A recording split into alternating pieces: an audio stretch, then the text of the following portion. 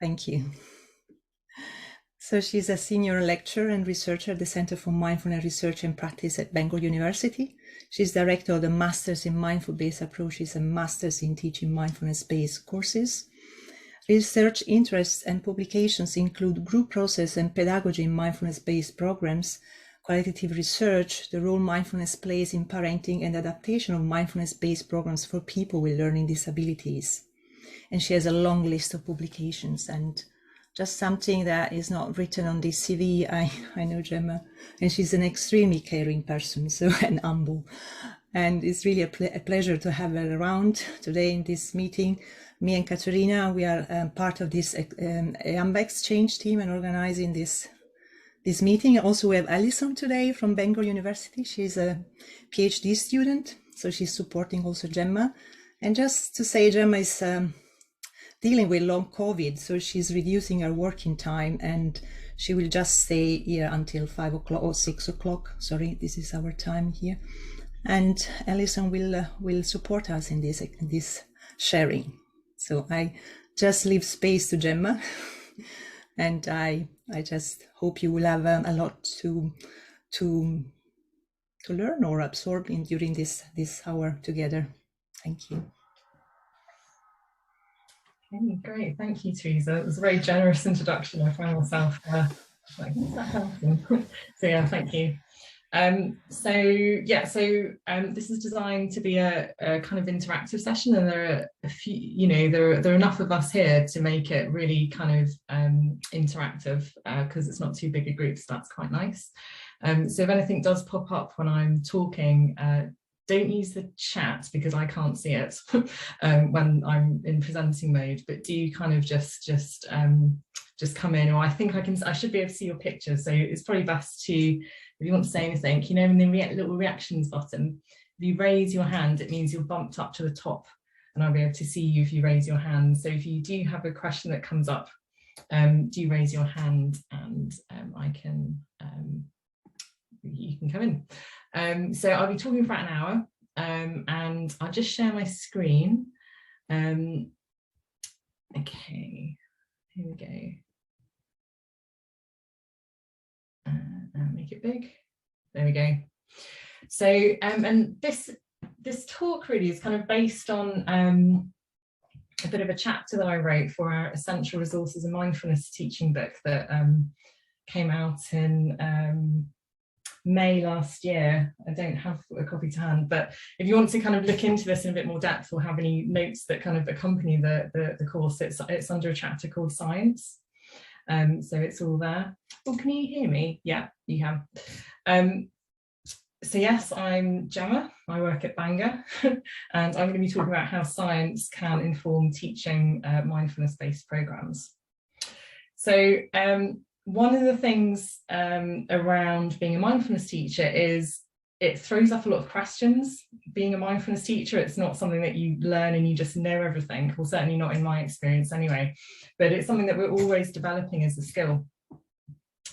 So if I have a question around how I might teach, one way of finding out about that is looking at, well, what does the evidence say about the issue? So I'm a researcher, so my go-to is, oh, what does the literature say about that? But those skills aren't necessarily available to everyone, and also there's lots of other ways of kind of finding out things. So a question that I often have as a teacher is how many minutes of home practice per day is optimum for participants on an MBP? So MBP here stands for mindfulness-based programs. And this is a real genuine question of mine. Like, we always get people saying, oh, I did 10 minutes, is that enough? I did 20 minutes instead of 40 minutes, is that okay? And, as a teacher, it's actually really difficult to kind of say, yes, no, you should absolutely do the 40 minutes or you're not going to get the benefit. Like, what should I say as a teacher? This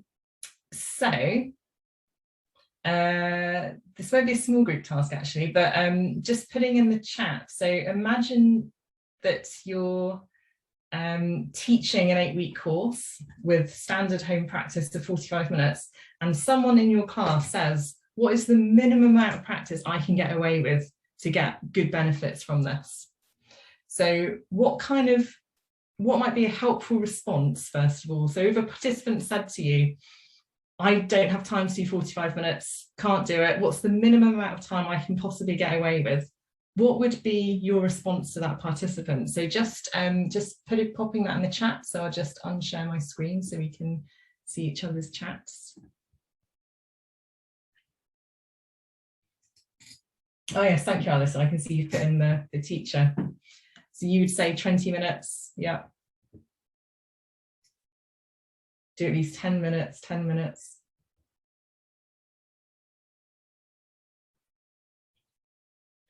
So I'm assuming that's 10 minutes a day when people are kind of putting those 10 to 15 minutes. Yeah. Yes, very. Yes, the invitation is to practice 45 minutes a day. So you wouldn't necessarily put a number on it, but you'd kind of keep the 45 minutes as a kind of the thing to do. Several periods of 5 to 10 minutes. The more you put in, the more you benefit, whatever you can, as much as you can spare. Great. So for those of you, how much time do you want to spend? Unless you're very busy, then double. So we can all see those kind of floating in. Yeah, encourage to practice as much as you can. Evidence shows 45 minutes gives results. Yeah, or 2 times 20 minutes of 45 minutes is too much. Yeah, great. So when you talked about that, so if you think about, okay, so that's what I put as my question, is my answer. What source of information did you use when deciding? So what did you draw upon? So, you know, if you said 2 times 20 minutes, where did that come from? If you said 10 minutes, where did that come from? JKZ, yeah. So again, just putting in the chat, what did you base that on? What did you base that on? And there are no wrong answers here. This isn't a hunt, it's just a discussion. So a couple of John Kabat-Zinn's Common Sense, yeah. Senior Teachers, Frantic World. Oh, so a lot of kind of real looking towards John Kabat-Zinn. That's interesting, yeah. Someone was on the radio saying 12 minutes yesterday, Anishi. Study, yeah, so one person would use a study, experience of others, yeah, reading literature, regular practice is more important than minutes, life, whatever you do for a long time, you become, yeah, great. So one person there did say they look at the research. That's interesting. But actually it comes from, you know, we base our evidence on a lot more than just research, don't we? We base it on experience, looking around, what do other people do? Maybe we take it to supervision. Or two people talked about it. So that's interesting, isn't it? So we draw upon a lot of different things when thinking about how best to navigate these kind of questions that just pop up, don't they, when we teach, and there's lots of them. That's just one of many, many questions that pop up. So I'll just go back to sharing my screen again. Oops. Okay. So we've done that actually. So popping in 1 or 2 words of, you know, what sources of information. Actually, we might not have done this, but do pop in the chat now. So if there's any sources of information that you use that you haven't already shared, if you have a question about mindfulness teaching, where do you go?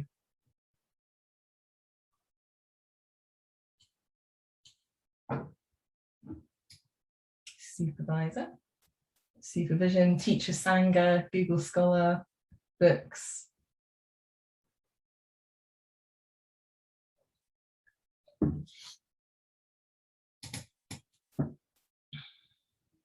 I also love Google Scholar. Websites, literature articles, other teachers, peers, books, podcasts, yeah, great. JKZ books. People look towards, I guess, centers of a lot of experience, yeah. Yeah, so there's something about your own teacher training as well. Great, so fairly similar things coming up. Great, so a lot of sources that we can kind of look at. So I'll let you know what the research actually says about this. It's really interesting and more complicated than you might think. So when I looked into this, the most robust evidence I could find was a really good review that combined data on practicing from across 59 studies. So this is sometimes called a meta-analysis. Probably there have been some since then, but that's the one I could find that just summed everything up really nicely. I've got the reference at the end of the presentation for you if you want the reference. So what they did is they looked at how much home practice participants reported doing and whether that home practice led to improved psychological outcomes for participants. So things like, and different studies measure this in different ways, but often it's either increase in well-being or a decrease in anxiety or a decrease in a kind of in depression or kind of target outcome. So if you had to guess what the results were of the study, what percentage, so they based this on the kind of standard John Kabat-Zinn 8-week course, what percentage of home practice do you think that participants actually engage in out of the 45 minutes recommended a day? So just pop in the chat your best guess in your experience. How much do you think people do? About half, 15 minutes, 20%, 10 minutes, 50%. Yeah.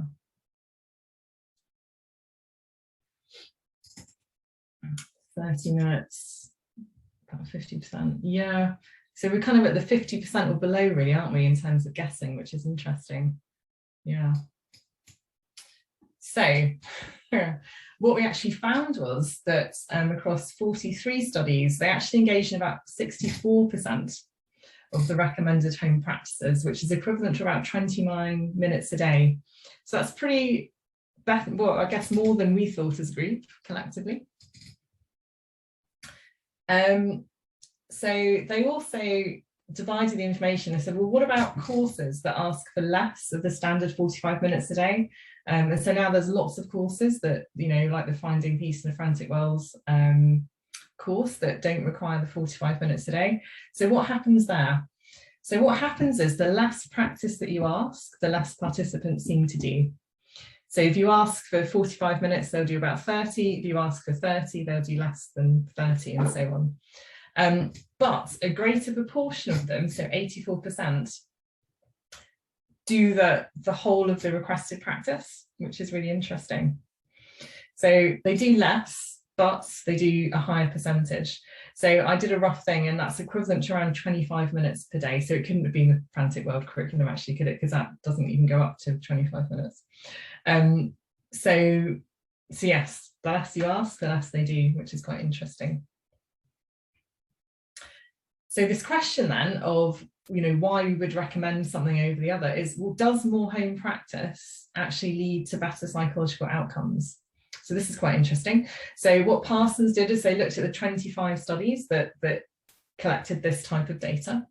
And they reported on participant wellbeing outcomes. So this is based on the 45 minutes a day studies.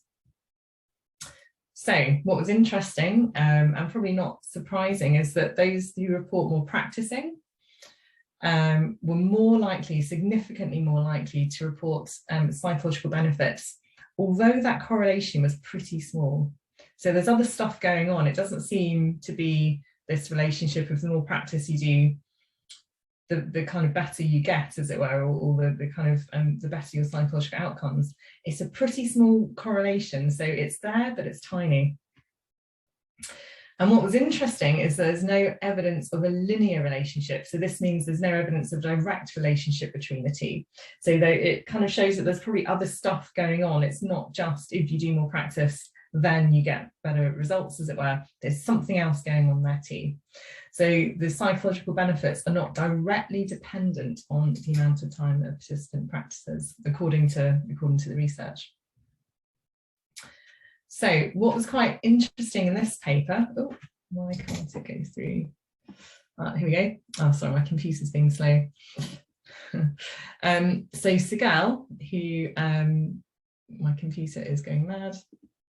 It's having a meltdown. There we go. I think that's that. It might be on a timer. I'm sorry, everyone. So at this point, there's also a study by Segal, who was one of the creators of MBCT. So he conducted a longitudinal study about depressive relapse after an MBCT course. And actually, this is quite rare, just to say that longitudinal studies, we need a lot more of them. There aren't enough of them. So looking at one that had a 2-year length gap, although that doesn't sound big, it's huge in research terms. It's really, really difficult to get participants 2 years after they've done anything. So he did really well to get enough participants after 2 years to get this data. So he found that 2 years after the course, those who did engage in regular formal practice, so that's people that engaged in formal practice every day or almost every day, after the course had finished. So those people were less likely to relapse back into depression than those who had stopped their regular mindfulness practice. So not particularly surprising there, really. So there's something about the maintenance is necessary to kind of maintain these outcomes. But, and this is where it gets a little bit complex, but I have a little diagram which should make it clear. It wasn't a direct association.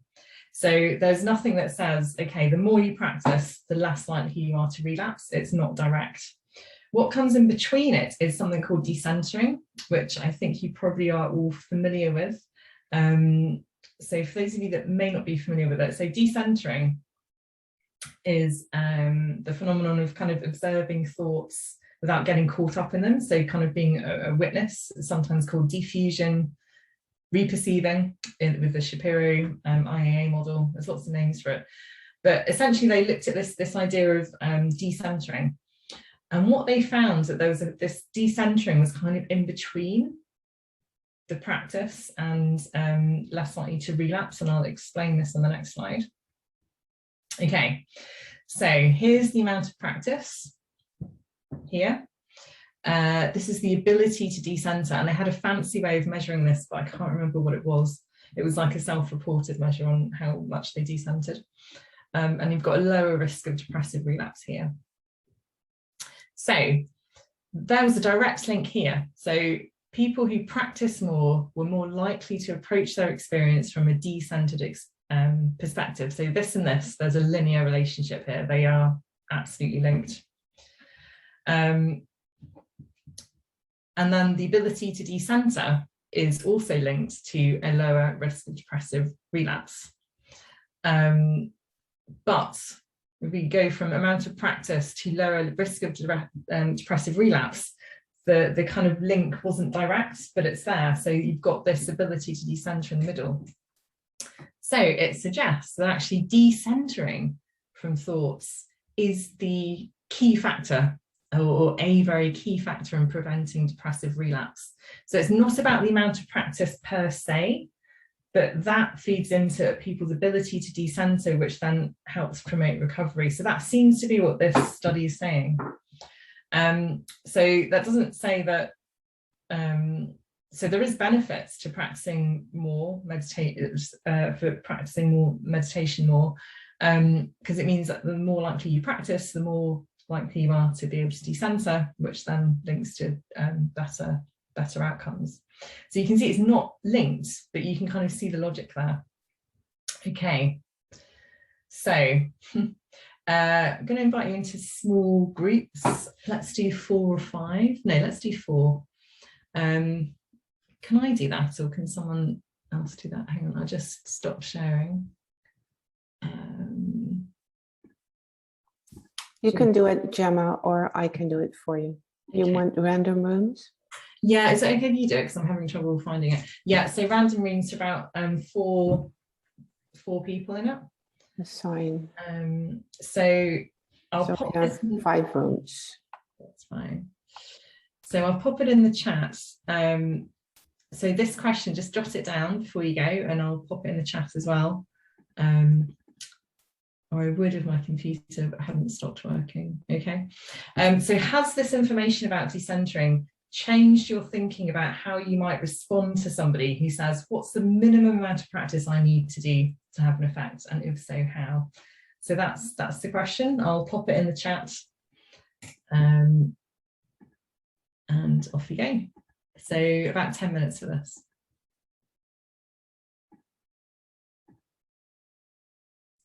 Okay, welcome back everyone. So we've got a few minutes really just to see, so that the kind of question was, you know, in light of what the research says, would that now kind of change maybe what you'd say to that participant about can I do less practice than the 45 minutes, or has it remained the same? So the number of ways you can contribute. So if you want to type things in the chat, that's good. If you want to raise your hand and kind of comment to the group, or just kind of briefly feedback about what your group talked about, that would be good also. So just participating the way that you want to. Gwenela, hi. Hello, Gemma. Good to see you. What came up to me is it reinforces me to be pretty strong on the 45 minutes, since the data show that people tend to do more anyway. But the other thing also that came to me regarding the second study that you showed us is I would be curious about other dependent variables other than depression relapse, or prevention of depression relapse, and also possibly of other mediators, such as the teacher competencies and yeah, maybe other elements. And also, for me, it's like a non-dualistic perspective of, I mean, this is my intention, to be pretty strong on the duration of the practice. And also, we know it's difficult, it's challenging. So how do we meet this challenge? And this is a whole area of exploration for participants, for each one of us. So it's like both. Yeah. And it's actually, I agree with you in that, you know, it's in those moments of boredom, of frustration, of, you know, all of that with the practice, that's when you really learn, isn't it? Yeah. And what can we learn from this? I mean, so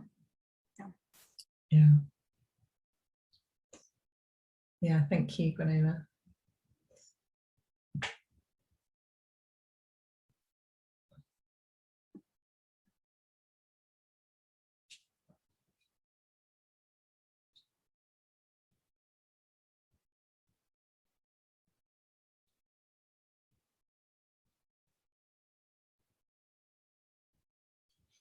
Okay, so I can't see any messages, so we'll just move on unless anyone's got anything else to say. But yeah, just do pop your hand up if something occurs to you when we're going through. So I'll just share the screen again.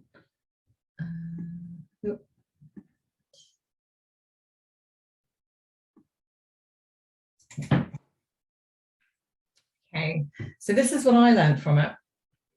And before I go into that, I'll suggest some sort of core principles that are really useful to bear in mind when we are interpreting research and thinking about whether or not to apply it to our classes. So there's some core principles. So the first is one that we have anyway, which is ensure that changing your teaching practice won't do any harm to participants. And also, studies that you read that might influence any changes in your teaching, make sure that they're supported by the wider literature on the theoretical underpinnings of MBPs, because sometimes you can find like really exciting findings, but they might be either they might be very different to what we've learned in our mindfulness teacher training, for example. So if we see something that kind of goes against the grain of what we know in the wider literature, that's kind of some warning bells might ring before deciding to change your teaching practice because of that one thing. So it's just making sure that they kind of fit in, that they make sense in terms of the theoretical underpinnings of mindfulness-based programs.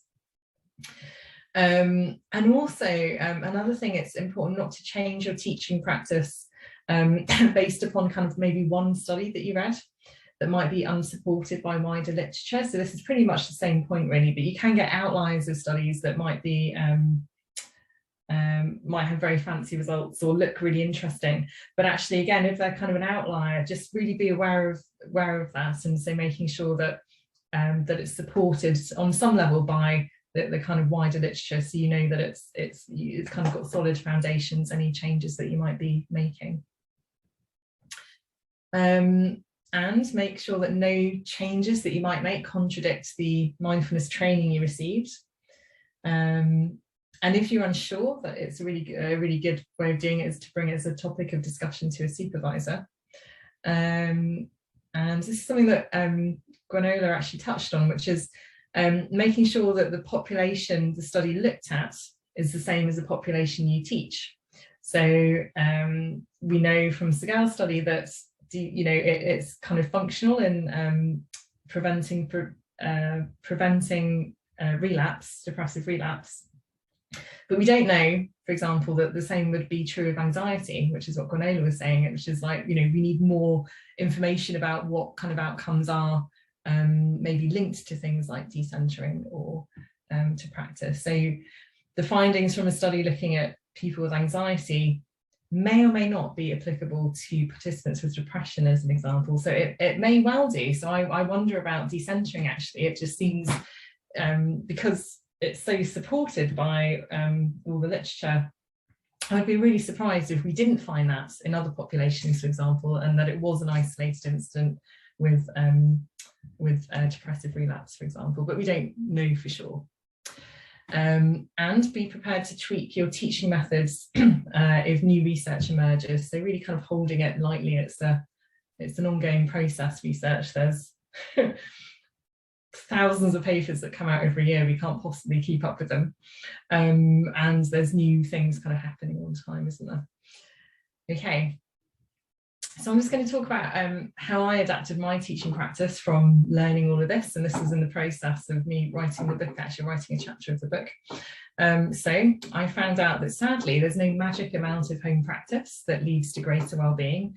There just isn't a number that anyone can give that says, yeah, if you do this, that will happen. It's just way more complicated than that. But it does suggest that the more somebody practices, the more likely they are to experience improved outcomes. But it's not a linear relationship. It's not a straightforward relationship. So there's no specific evidence out there that say, people practicing for, let's say, 20 minutes a day versus 45 minutes a day will strongly differ in outcomes. So there's no evidence to say 45 minutes is better than 20, really. But that said, a bit like we said with Gwenola, so my teaching experience kind of says, well, actually, I can do a 20-minute practice and it will be a lovely practice and I don't learn very much. I'm just kind of sat there and it's quite nice. 45 minutes and I start to meet myself in a different way, often after about 30 minutes of sitting and my knee hurts and, the mind's wandering and all that kind of stuff. So there is a difference, I think, in my experience of those two practices, but it doesn't really say that in the literature. But so what I do is I take a middle road with this, and we'll all have different ways of doing it. So I kind of say any length of practice is to be strongly encouraged. So if someone says, oh, I did 10-minute practice, I wouldn't say, oh no, that's wrong, don't do that. Not that any of us would do that anyway, but any length of practice is to be really encouraged, but with emphasizing the 45 minutes is what I would do anyway, if I was teaching MBSR and BCT. So a key factor in people with depression reporting improved outcomes seems to be whether a participant is able to decenter. So I found this fascinating because decentering is such an interesting piece that you can emphasize a little bit more in teaching. So what I do now is I put greater emphasis on the theme of decentering during inquiry and practice guidelines. So I would explicitly underline the importance of holding thoughts as well as all other aspects of experience in a wider awareness, and also this idea of recognizing thoughts as thoughts. So that's kind of my take-home practice, my take-home. So just in case anyone noticed this, so for point 2, I did say actually that I would change my teaching based on one study, which, if you remember, I said don't do that. so I teach the general public population. I don't teach people with depression. But the reason I have changed my thinking about it is that, and would generalize this to a different population, is for two things. So one is because all the other core principles that I outlined are being followed. So, and also my changes are to do with emphasis. So I'm not changing the curriculum, I'm not doing anything different. I'm just emphasizing decentering a little bit more when I teach, to the point where maybe no one else would even notice that I'm particularly doing it. But it's something that I kind of pick on a bit, you know, I pick up a bit more during inquiry, for example. So they're not dramatic changes to the curriculum. Well, they're not any changes to the curriculum, actually, it's just my emphasis. And it's very unlikely to be harmful and may be of benefit. The other reason is that it matches broader theoretical underpinnings of the mechanisms of mindfulness. So it just seems a pretty safe way of thinking about my teaching practice and emphasizing around decentering, because with so much going on with mindfulness teaching, it can get lost a little bit, you know, this idea of thoughts, not so much with MBCT, it's very explicit in MBCT, but in MBSR anyway. So that was my my take home from all that research that I looked at. So in conclusion then, we might actually use scientific underpinnings in teaching more than we realise. So even when we were guessing those kind of 20 to 30%, yes, so sorry, I've lost my train of thought there, I'll just go on. So some of you might have noted also that there are no definitive clear-cut answers that are provided by the studies. So what we really want is just how many minutes of home practice is the minimum, and the research doesn't tell us the answer. It just doesn't exist. It's just not out there. No one has a number. And it is the case with research, actually. The more we look at things, it can get quite messy as we navigate our way through it. There aren't often clear-cut answers, but it kind of nudges us into the direction of kind of where the evidence might point to. But this kind of like active curiosity about research can really help us getting stuck in a rut as a teacher. And it's just a nice way of orientating, just kind of widening out every so often, because we can, you know, we can just get our notes out from the last class and go through the routine of teaching again, but it just widens and keeps us curious about how best to teach. And yeah, we kind of owe it to people that we teach, don't we, to teach in the best way we possibly can, which does include the kind of evidence base. And these are the two references of the studies, so if you want to look them up, that's just the references for you.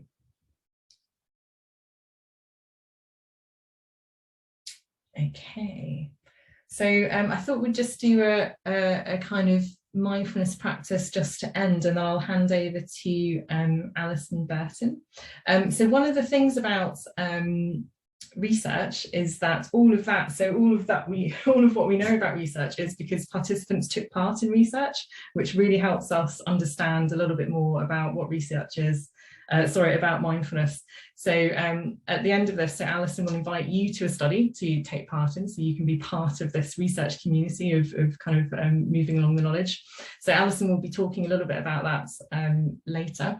But I thought it just might be nice just to pause, just to have a bit of a practice together, just to settle. So inviting you to take your seats or continue sitting on your seats. But maybe just doing whatever's helpful. So that might involve a little bit of movement in the body. So you might want to either move the shoulders or gently roll the neck. Maybe even stand up, actually, if you want to stand up for the practice. So just moving the body in a way that might feel helpful.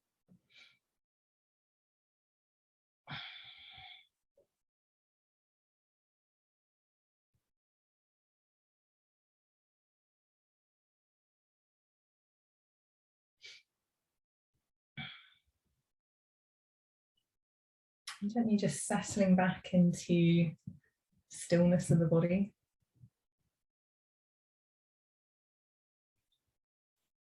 Connecting in with the feet on the ground.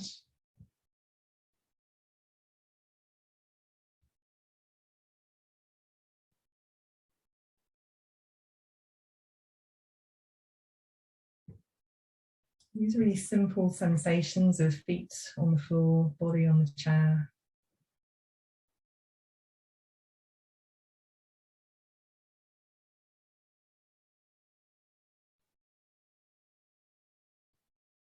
And just checking in with yourself. So having a sense of how am I right now? So there might be open, interested, bored, tired, energized. So just checking in with your own sense of internal weather. Noticing how the body is. Really simply resting the awareness in the body, however you might find it this afternoon.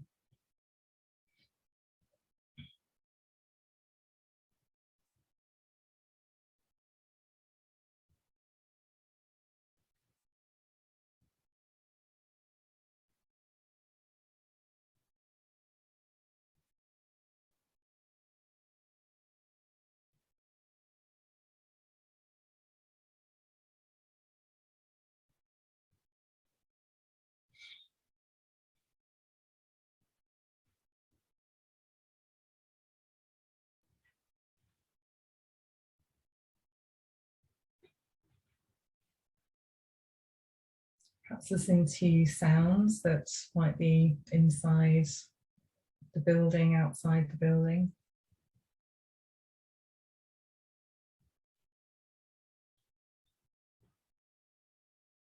Becoming aware of the air around you, the space around you.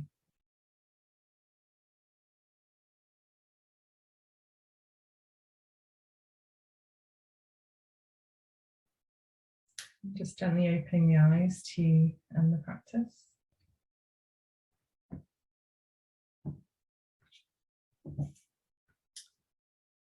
Okay, so what I'll do is I'll just pass on to Alison, if that's okay, Alison, just give me a nod. And then we can have time for a few questions at the end as well, if that would be helpful. Okay, over to you, Alison. Thanks, Gemma. So just won't keep you for long, but I just want to share some research that I've started undertaking with Gemma's support. And this came about at the start of the pandemic. I just became very curious about how online delivery of mindfulness 8-week courses would impact on participant and teacher experiences. So, for example, I wondered whether different people would start attending because the geographical barriers had gone, or whether there would be an impact on engagement or safety or group process, all those things. So to this end, I'm recruiting teachers to complete a short survey, as well as their participants or teachers who've themselves participated in an 8-week course. So it would just be very, very helpful if any of you would be able to contribute to that research by undertaking a survey or by sharing it with people that you've taught yourselves. It's much harder to get hold of the participants to recruit for the research than it is to find the teachers, but both would be very much appreciated.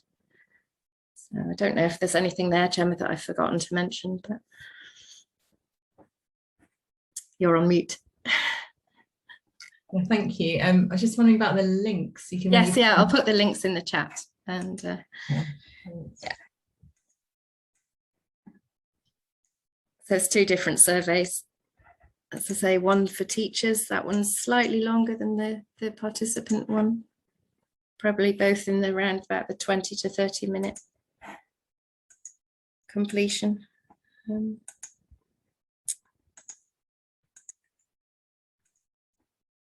Yeah, we thought we'd just start by collecting all that data and going into it with a beginner's mind, really, and see what comes out, and then perhaps follow that up with interviews with people who are, anyone who's willing.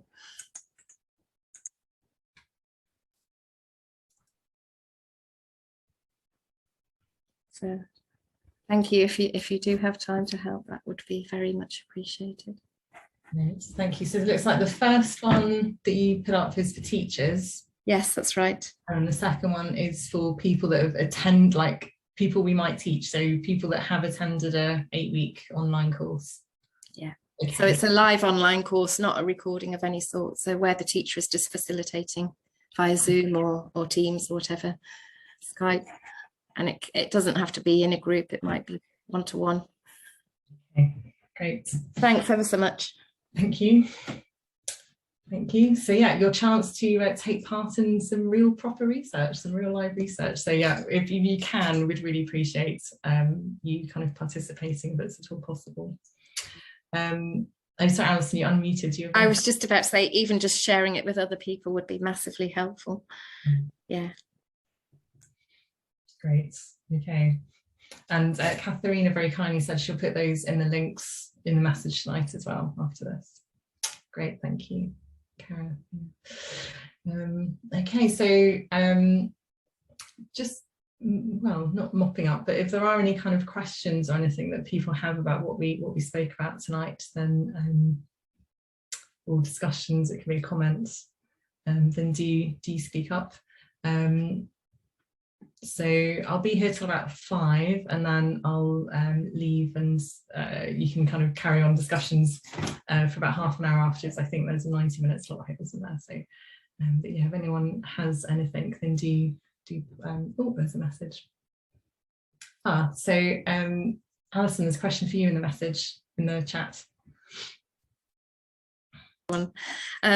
Basically, we're collecting data until the end of this year. So I'm anticipating analysing that up until about the spring, and then hopefully getting a paper drafted and published within around a year from now. I think that's the timeline Gemma and I've talked about anyway. So yes. Yeah, and obviously anyone who participates can opt in to be sent the outcome of the study. So I'm quite early in my PhD journey, so this is sort of the preliminary stage, and then hopefully that will lead to more in-depth study. Probably qualitative interviews, semi-structured interviews with anyone or with a number of people who might be willing to contribute. So that's the plan. Yeah, well then I remember you saying, Alison, that actually the things that come through so far have been more in depth than perhaps we realised. So actually we're getting some information just through the survey. So yeah. Yeah, so the results of that will be, so if you do participate, you can put in your email address and you'll get direct feedback. In terms of the paper when it's published, as Alison was saying, we hope maybe a year, but often it's with reviews and stuff, it can be up to 2 years.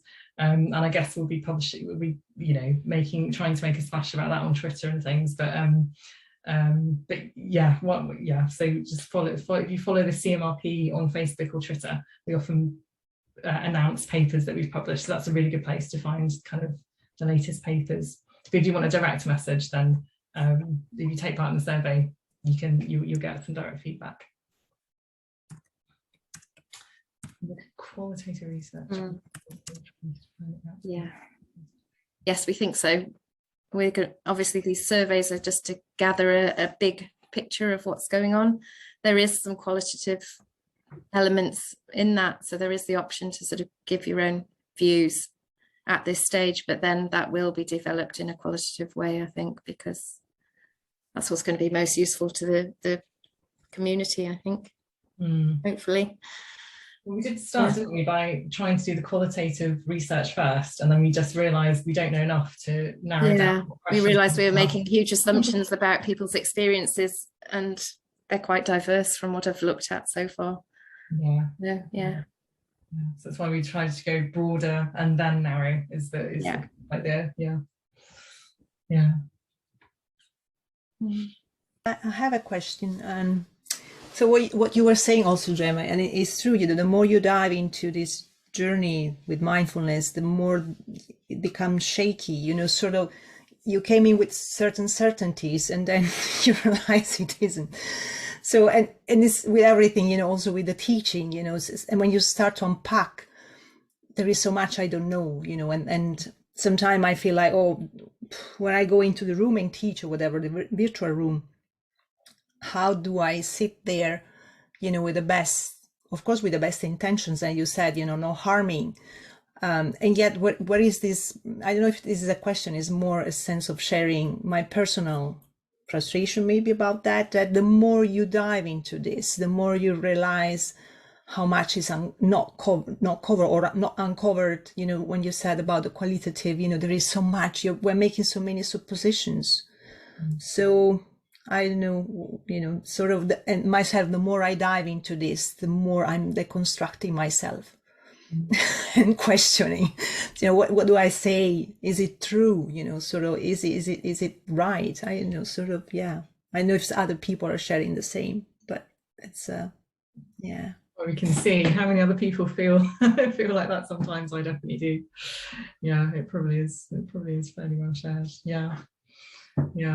I remember so Trish Bartley, who used to teach on the master's program, saying the moment, or was it the day you stop learning is the day you stop teaching, which I really like. It's that sense of, or getting to a place where you think, it all probably isn't a great place as a teacher. So you're having that openness, that curiosity, that sense of, oh gosh, there's so much I don't know. It's probably a really healthy, well, I hope it is, because I have it all the time, a way to kind of approach teaching. Yeah. Yeah.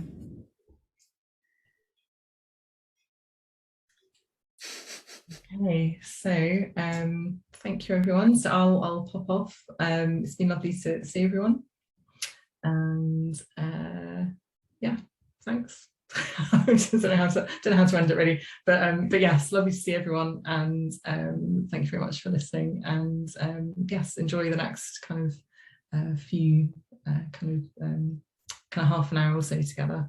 Okay, I'm off. Thank you very much. Okay, bye everyone. Bye.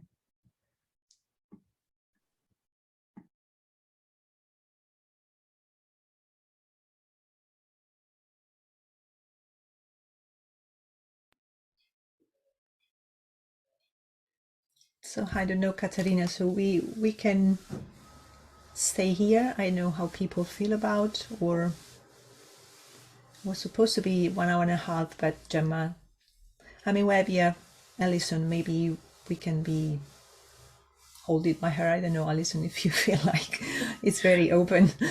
Don't mind. Yeah. We can take questions if there are any questions, but we don't have to stretch it. If I mean, it has, Gemma shared a lot, you have, Alison. Yeah. So let's just make an inventory of whether people have questions or want to share something, and we take it from there.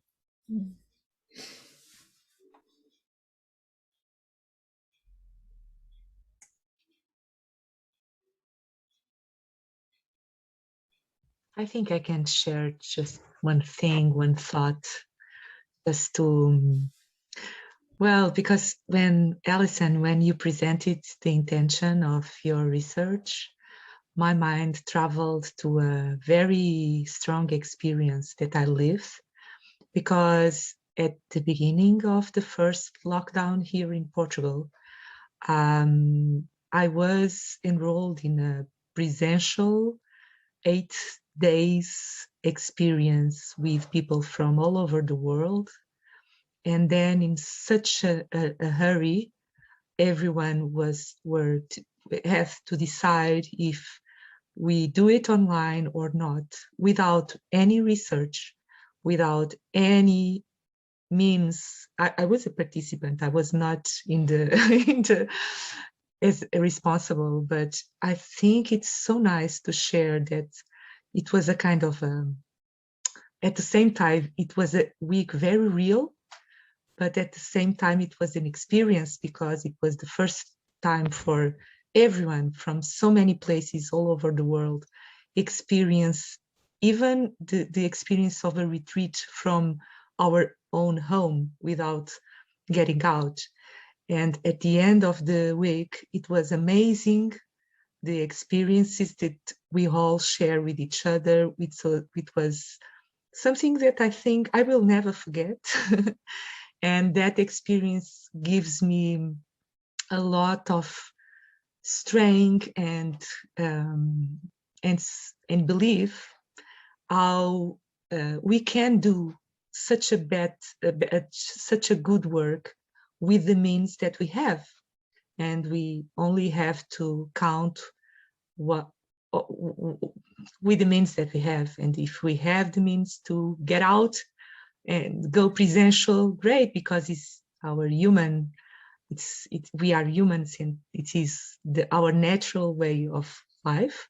But if we are confronted with the necessity of other means, why not? So I just wanted to share this because I think, and I will participate in your survey. Thank you. Thanks, Sylvia. Yeah, and that was kind of where I was coming from. I live in a small island in Britain, and I suddenly was able to go to all these events that I could never normally either take time off or afford to travel to, or just access with people, you know, from all around the world. But then at the same time, I was also thinking, well, what's the safeguarding here? How does the teacher know if somebody's in distress? You know, all these questions that came up. So that's how I got into it, and be very interested to hear what other people think. Yeah, thank you. So thank you for your research. Yeah. Now, what I would think, Alison, you know, I've been myself both, you know, in this place of teaching online and also being a participant, also of retreat and so on.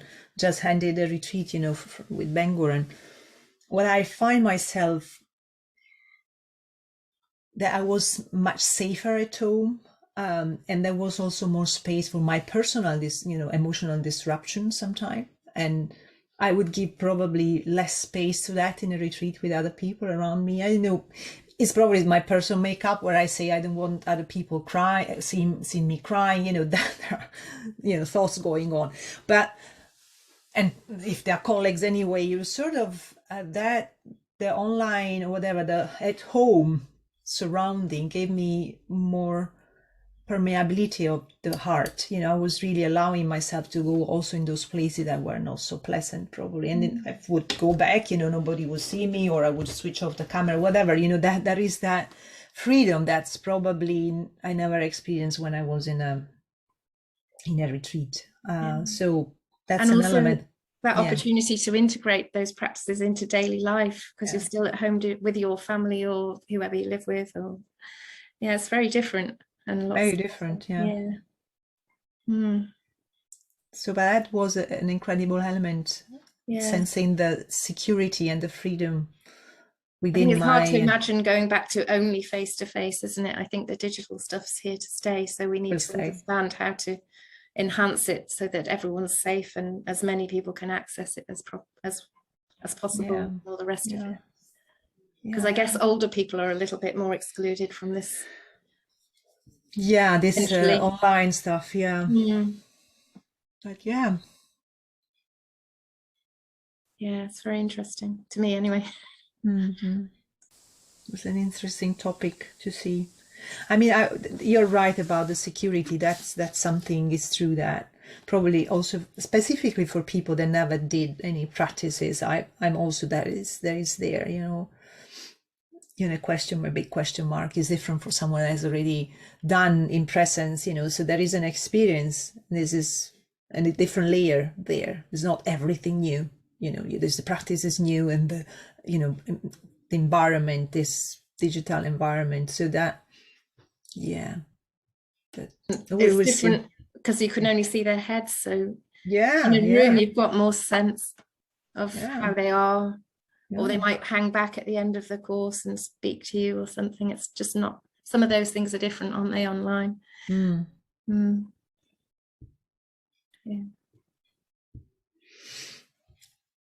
Lots to think about.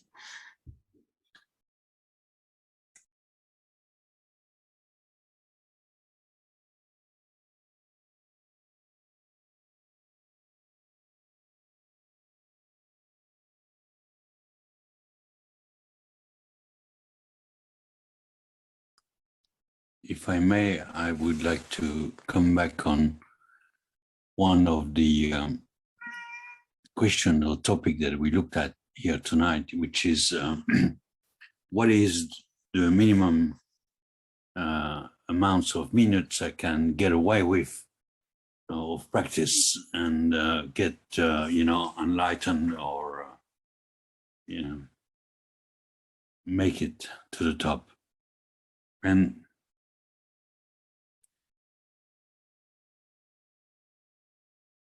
I teach other things, I teach English, I teach other things, and I often get these questions: what is the minimum I can do? Right? And this really gets to me, that question: what is the minimum I can do? Right? And it's like formal practice becomes a part of life. It's not a part of life. It's what is the minimum I can do? So, okay, now I'm doing formal practice. I can feel it. It's coming. Now I'm feeling good. Okay, now I'll go back to life. What duality are we teaching there? Right? We are teaching dichotomy. Now I'm being mindful. Now I am not. Now I'm alive. Now I am meditating. Right? To me, there's something that is just not right there. And when we look at the MBSR program, it is so rich and it is not limited to formal practice, sitting, walking, mindful stretching, and the body scan. Right? That's the formal practice. And then there are the 7 attitudes. The 7 attitudes are exactly what we need in everyday life, in every moment of our life, to get to decentering, to being able to decenter ourselves. We get into that attitude in the moment, right? And then there are the informal practice. I am peeling the carrots, and this is all I am doing. And if we take those 3 pillars together, we can integrate that in life, and we don't need to put 20 minutes away for meditation, for practice. Life becomes a practice. Why? Life is the practice is life. Why have this dichotomy between the minimum amount and embracing it? This is the question I really would like to put to you, right? And this is really my feeling, and it's been my feeling in teaching and teaching online and so on, because I've had that question so many times. What is the minimum I can do? What is the length of a piece of string? Well, what do you want to tie up with, you know?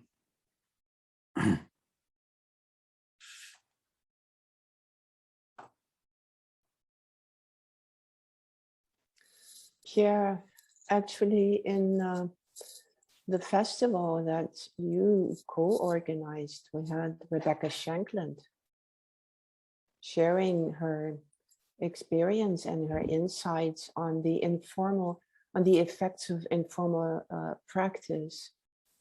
And it was very impressive on what she shared, and told us that some minimum parts were already enough. And I thank you for putting the link into the chat.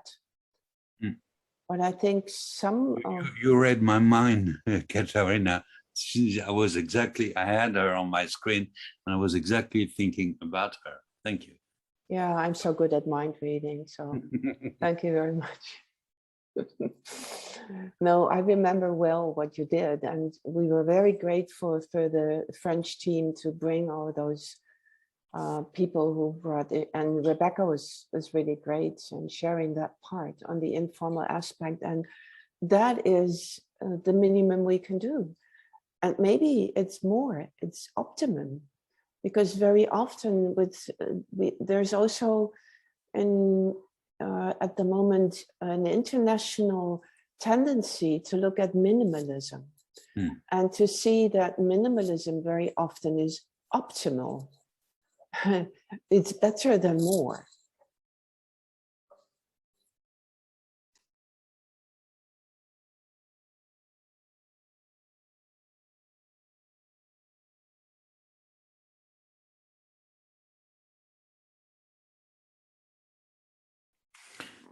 what is it that you really wanted to say? Like, can you say it again?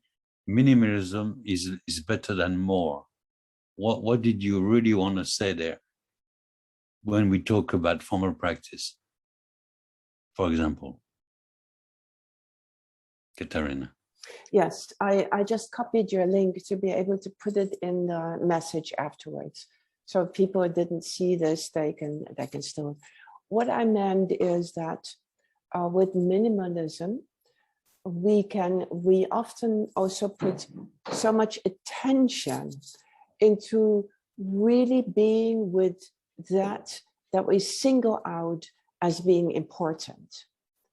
And then it's not the quantity, it's the quality of that attention that makes the real difference. Mm-hmm. And I also think this is a link to what Gemma just shared when saying, well, maybe 25 minutes or 45 minutes, it's not the quantity, it's the quality that you put in that time. And that's what I mean with maybe the minimalism. Or there is this expression, the best is often the enemy of the good. Yeah, yeah. And that's what I'm looking for, that balance. Where is in companies, we really look for that breaking point where more investment does not lead to more results. And we can, I have sometimes seen that stressing the 45 minutes of Jangkabatsin was discouraging for participants. And then when I gave them a little more length, Gemma said that if you say you only have to practice 20 minutes, you practice less. I've seen that giving more length is actually for, depending on the personality, a person who is looking for freedom to self-direct, maybe will practice more. A rebel type will practice less the more I pressure. So it's very interesting that we also use our other insights and of group dynamics, of personality development, of really knowing what a person is motivated by, not only our mindfulness insights. Is that a better answer, Pierre? Yeah, what I said. Yeah, that's wonderful. That I totally hear you there, and it's so far away from what is the minimum I can get away with. You know, minimalism is an art form, right? And it brings in quality of attention. It needs a split second, and a split second you can be there or here. Right now, I am here. We don't need time, right? But if we think about what is the minimum I can get away with, we put the emphasis on time, we put emphasis on effort or the lack of effort. What I'm saying, and this is what you were saying, when you are talking about people's personality, I tend to say, these are the tools, embrace them the way you are. Take whatever you wish. It does not matter how long, how much, whatever, just embrace it the way you are, the way that feels good to you, because we are all unique, right? And in that way, you will find your ratio between the formal practice, the attitude, the informal thing, and it might be sitting meditation, maybe body scan. Some people hate body scans, other people just love it, right? So, you know, it does not matter what you do, it's how you do it. So I totally agree. And this 45 minutes, as you said, can really put some people away and say, no, well, no? Yeah. Also, there is something that I very often offer to people is something that Tara Brach shared in her books, or I don't remember which book, but I definitely know it from her. And she said that she had a time where she was almost unable to do her formal practice. And what she would do is, in the evenings, she would sit on the edge of her bed, and welcome one out breath, one in breath. And she could say to herself, I did it. So I encourage people to, if a well-known meditation teacher can do this practice, then we can do it. So I encourage people that if they think they can't do it, welcoming one out breath and one in breath is enough to don't cut the thread and telling your mind, oh, I skipped again. And before long, you're in a treadmill of telling yourself that you have skipped so often. Not skipping is so important. And it's also used in sports coaching, where the one rep habit, it's said you can do just one push-up, just one. And the magic is that if you allow yourself to do just one, sometimes you transfer into the joy of that first one, and you say, I can do one more, and one more, and one more. And it's a lot milder, it's more gentle for oneself.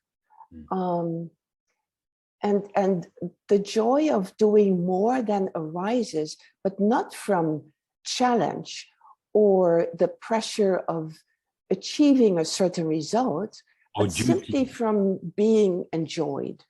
Yeah. Yeah. Enjoyment instead of duty. Yes. I have to do this. Yeah. Right. Yeah, it's the non-striving, isn't it? Just accepting how life is, and maybe just one's enough. Exactly. But for me, I think frequency is as far more important than duration. Just do a little bit every day, and some days it might be a lot, and some days it won't. If you take little tasks or little things that you do repetitively in your day, and you do them mindfully, lacing your shoes in the morning, for example, because when you lace them mindfully, you say, oh, how do I do this? I can't do it mindfully. I've got to disconnect to do them, and oh, they were laced now. But if you try to do them mindfully, I can't do it. So you open the door, you put your hands on the handle, you open the door, you close the door, not close the door like this, but close the door mindfully, and so on. So many different little tasks or movements or things like this throughout the day. And before long, your whole day becomes like a succession of small little mindful moments where you are here. As John Kabat-Zinn say, and I love that, you drop into yourself. You drop into the moment, the present moment. Drop into yourself. Bang! Oh, hey, here I am. Yeah. May I say something? Thank you, Catherine. I mean, it's true that there are different personalities, and my takes on this, when I offer the practices, I give many options so that people, so for me, it's essential that people don't get into stress mode because they have to do a 45 minutes or whatever, that's not the intention. So, and also when they come back, in the session 2 or 3, we really, there is a time to inquire what happened, and with, everything is a place for inquiry. So why 20 rather than 10 or the other way around, and so on. On the other hand, there are so many, if you study all this and the intention of these long practices, and so I mean, myself personally, I learned so much by hating practices. I'm not a fan of body scan, I must confess. But it's also meeting that edge, and this is how we grow into this as well. But it's not about learning through suffering, of course. That's also not, So many things. But what I was sharing in the breakout rooms, what I sense the essential of these papers about the decentering. The decentering for me is really moving the practice into daily life. So that is in the midst of a conversation, I step back and I see. So this is not sitting on the cushion that happens, but this also happens because I have trained my mind in a way that, the body scan is about, addressing the attention in a certain place, sustain and move it to another place. So this is I was a dancer. So for me, that training is what is bringing the freedom. So or if you play an instrument, that is boring to do the blah, blah, blah, blah. But the more you train your fingers into that, then the arts can flow. And that is a bit with the practice. I sense that is true, Pierre, and with you, that did to me, saying the practice, that not how I see myself, the practice is life and life is practice. But to attain that freedom, that art of living, I need the da da da da da.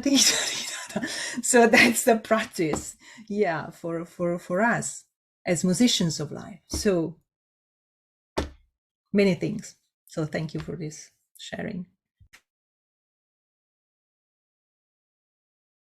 If I can share one more thought, I would thank you for this last sharing, and thank you for all the sharing. But I was thinking precisely the same, because for me it's very important to look at the differences between people, because we are not the same. We don't have the same personality. We don't have the same history of life. And in one hand, I tend to take care of this attention to people that don't have any experiencing stopping a moment in their lives. So I have to take that into account. And this is a great opportunity to train the child mind to go there as if everything is being lived as the first time. And in my case, this is the most changed thing that I have, because I practice meditation since ever. I was 14 years old when I began. So I have this challenge in my day, in my reality, trying to remember that for most of the people in our society, just stopping is not natural. Just stopping to take one breath, it's not natural. So 5 minutes, it's such a long time for them. And this is one aspect. But on the contrary, I think we have to don't forget that the practice, the stop, the way of the time. I have to tell you this. The time that we need to stop can make the change to everything else. And then, Pierre, I think you are totally right. We can no longer we can no longer see what is formal or informal practice. But I think the challenge as trainer is to remember that people are different and people are without experience stopping for anything. And so, well, but I'm loving this discussion. So thank you so much for this opportunity to learning with you all. I think maybe to not to finish, but to take another look at it. I think it's going into meditation, going into mindfulness is not easy for most people. It wasn't easy for me. I'm sure it wasn't easy for anyone. And as an instructor, as someone who is there to invite, I see myself as a seducer, right? I'm going to seduce those people. If I say, they are going to do that 45 minutes now, Oh, me? No way. You know, I'm not going to do 45 minutes now. Who are you to tell me that I'm going to do 45 minutes now? No. But if I tell you that, wow, if you look at the life in a different way, this moment, that moment, with these tools and those tools and these other tools, you might experience life in a different way, you know? And there is no one way, there is your way, there is what is going to feel right for you, seducing those people into entering into mindfulness, and they are going to find their own way. The tools are the same. We give out the same tools. All of us, we give out the same tools, but each and every one person is going to take those tools completely differently. Each and every one of them. I took them differently. You did, right? We all see the tools, you know, ourselves. So why wouldn't they take it the same way? And what is important at the end of the day,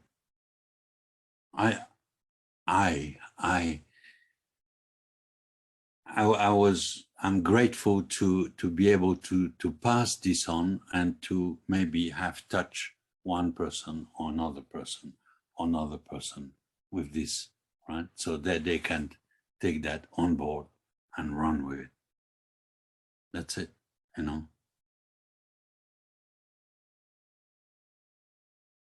I'm aware of the time, Katerina and everybody, so thank you very much. It was a rich, nice moment to wrap up. Huh? Yeah, it was a rich exchange. So you invited to come again. So we have an upcoming meeting with other people. So I leave it to Katerina. I'm Teresa. I live in Portugal. I need Sylvia. I know Sylvia quite well. So nice to be here. Yeah. So we have this twice a month. Maybe in 2022 we do it once a month, and we are really encouraging having speakers for each meeting so that they bring you know, the conversation and, you know, their experience. So yeah, Katerina, you would like to say something? Yes, and this? You, from your association, you're most welcome to host a meeting. It's not that we want to monopolize this, but we offer the platform, and simply get in touch with us. We are on the EAMBA website. Just look for EAMBA Exchange under agenda and contact us. We are a warm welcome. I think that the way, Pierre, you just said it, is the style we want. An elegant way of communicating with each other. We are not seducing each other, but it's close to that style. It's the elegance of freedom. If nobody steps up, we will be there anyways. But we are really very inclusive, very welcoming. And we are also explicitly working on the theme of inclusiveness and diversity. So if there is something in your association that you want to contribute on this theme, really feel welcome. Our next meeting is on Wednesday, 8 November. And it's you, Teresa, who is preparing that, right? And it is on the 10th of November. Yeah, I just received, I was looking for me because I was inviting Karuna Veera and Elonet Gold. So they're very experienced teachers, but it seems like it's too short notice. But maybe, you know, we can do it in a way that teachers are coming and sharing their experience with diversity. And diversity is many things. It's age, is gender, is social status, you know. So probably it's nourishing just for us to share what means for us diversity and how we work with that. Yeah, and it's refugees, and it's, you know, it goes in many directions. So welcome. So feel invited. You will receive a message this evening with the links that were shared. I cannot yet share the recording because I agreed with Gemma that we would edit out the chats she and I had during the breakout rooms, and I have to find a technical way for that. But we are in a process of finding out to share all the recordings for a longer time. So please bear with us to follow that, and then we will do. Alison, a big thank you for you, and I hope you get a lot of response. Thank you. We Thanks, send it Alison. out to all our contacts, so maybe even people who haven't been on this call might react to you. Brilliant. Thank you. Big success with your research. Thank you. Thank you all. Thank Goodbye. you. Have a Goodbye. great evening. Bye-bye. Lovely contribution. Thank you so much. Bye, everyone. See you soon.